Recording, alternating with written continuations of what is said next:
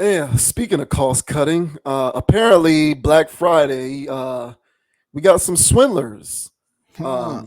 We got some swindlers. Some of these vendors and companies out there who are trying to swindle people when it comes to Black Friday. So apparently, Black Friday deals were not as enticing as what was being made out to be. Kind of crazy. So let me let's see. Here we go. So this is an interesting topic, and it's somewhat related to the topic that we just covered. But apparently, Black Friday deals at certain retailers and places like that aren't what they were made out to be, and it's getting exposed courtesy of a video that went viral on TikTok. So this article from Complex says viral TikToks expose fake Black Friday sales at major retailers. Um, some Black Friday deals don't meet the hype.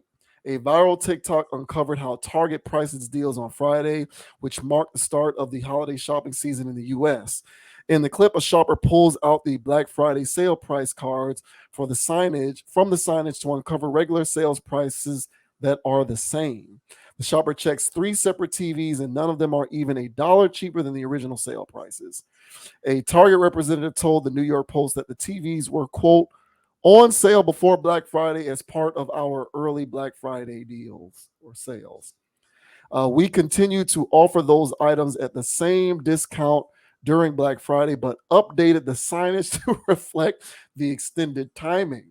The spokesperson added, those discounted prices compared to the regular prices are clearly shown in both sales signs in the video.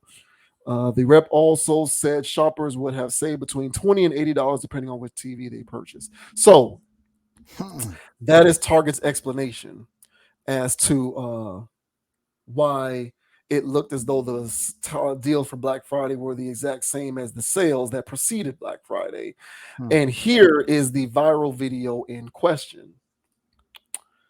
So pretty comical stuff. So here we go. Huh.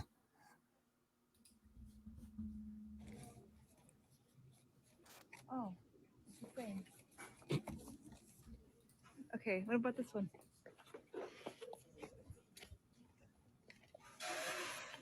Oh, it's the same. Black Friday deal? I don't get it. That's a deal? Okay, this one? But it's the same. Bro, that's not a deal. I don't get it. I'm confused. That's Black Friday Yeah, for you. I'd have to say I'm a little confused there too, Miss Lady. Huh. Uh, so what do you think about this? Are you buying Target's explanation? No, that's I don't know. I don't know. I don't know what the hell they're talking about. You know, they might have Drew Ortiz probably came up with that answer. But nah, man, I don't care for that.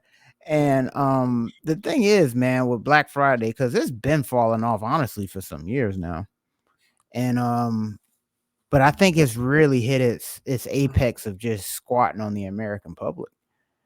I saw all kinds of footage, similar to this, not just at Target, at other locations where people have put the sign up and it's still 19.99. There's no sale here. So, what are you guys actually doing? And but again, this has been going on. This has been trending in this direction for a little while now, but I think it really hit its apex with, current inflation, price of rent, everything, price of regular groceries, all of this stuff going through the roof. People have really been tapped out. I'm pretty sure the amount of people on credit right now is through the roof, beyond what it normally would be.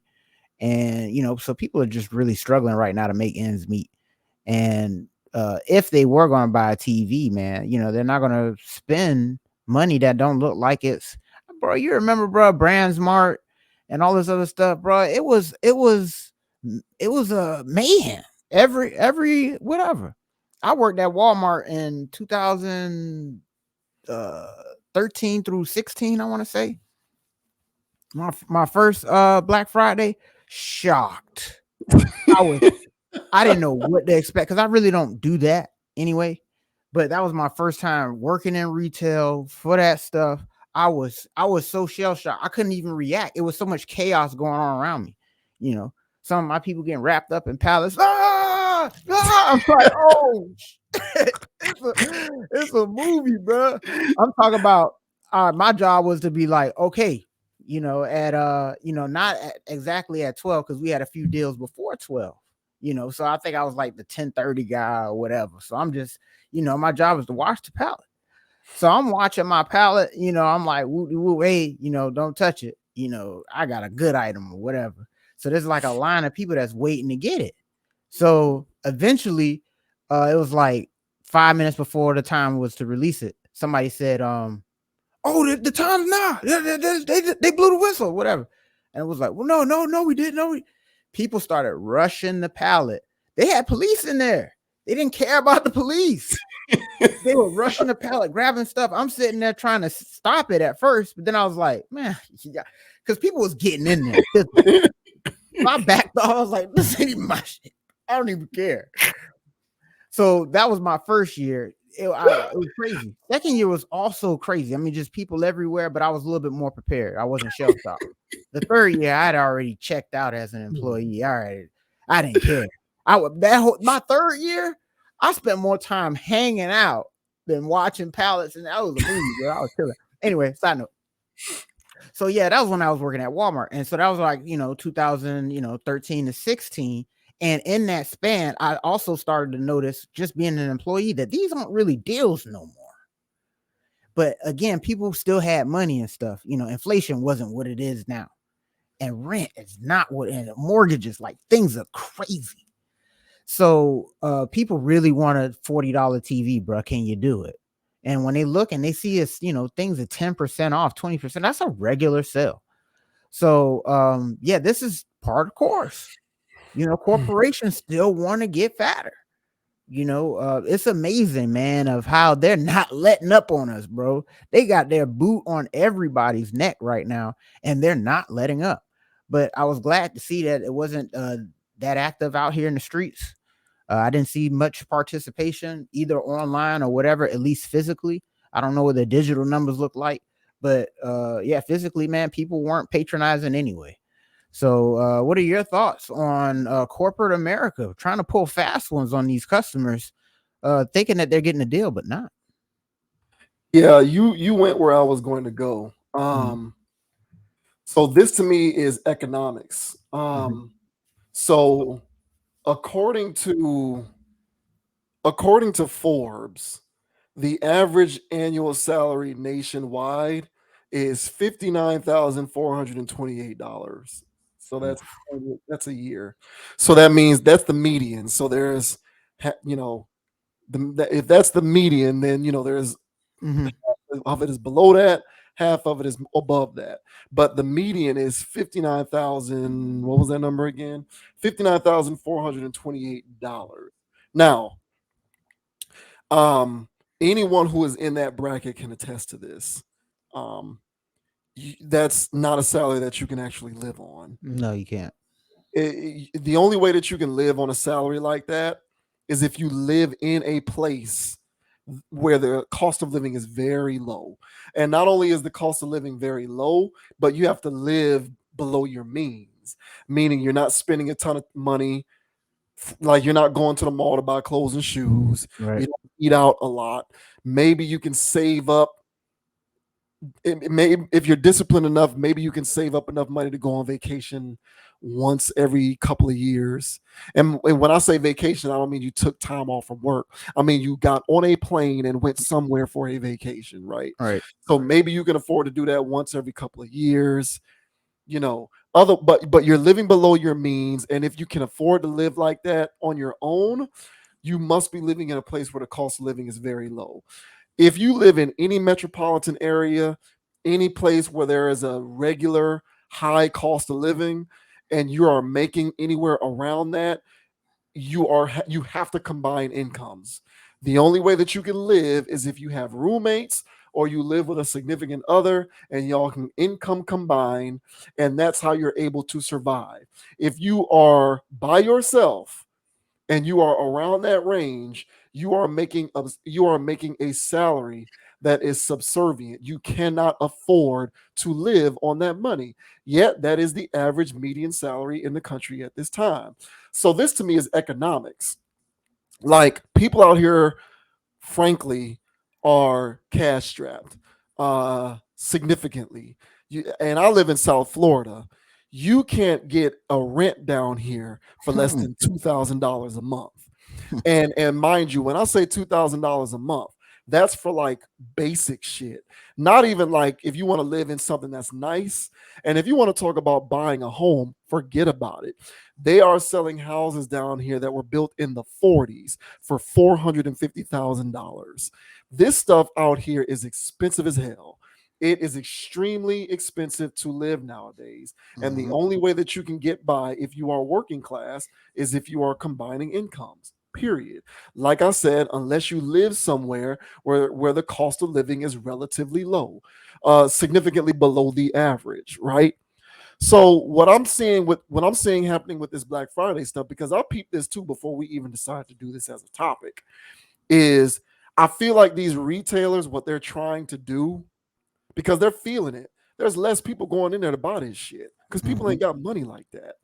So what they're trying to do is they are trying to participate in deal oriented programs, but also trying to get some of the revenue that they would get if the economy was more normal by advertising deals that aren't actually deals.